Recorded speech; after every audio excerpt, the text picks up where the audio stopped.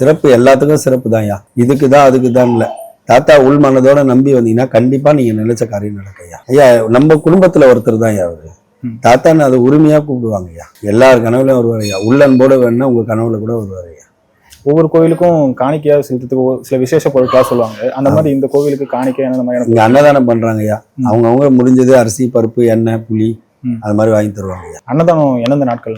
வருஷம் 365 நாள் இங்க வடை பாயசத்தோட சாப்பாடு ஐயா. 12:30 மணிக்கு. அவர் வச்சு செங்கல் தாத்தா ஸ்ரீமத் சுபானந்த சுவாமிகள் தான் பேரு. செங்கல் தாத்தான்னு சொல்லுவாங்க.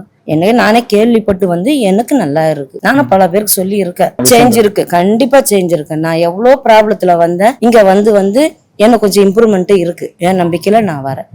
அதாவது நான் வர முடியலன்னா எனக்கு ஏதாவது ஒரு அசம்பாவம் நடக்குது, எனக்கு நம்பிக்கை இருந்து நான் வரேன். நானும் பல பேருக்கு சொல்லி இருக்கேன். அதை வச்சு எல்லாம் வர்றவங்க வராங்க. குரு பூஜை நடத்துறாங்க, அதாவது நியூ இயர் பூஜை நடத்துறாங்க.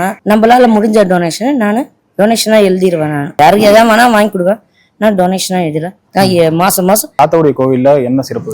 தாத்தாவோட கோயில்ல சிறப்புன்னா உடம்பு கொஞ்சம் முடியலன்னு வந்தா ஒரு நல்லா இருக்கு, ப்ராப்ளம் இருக்கும் வந்தா கொஞ்சம் கொஞ்சம் படிப்படியா சால்வ் ஆகும்.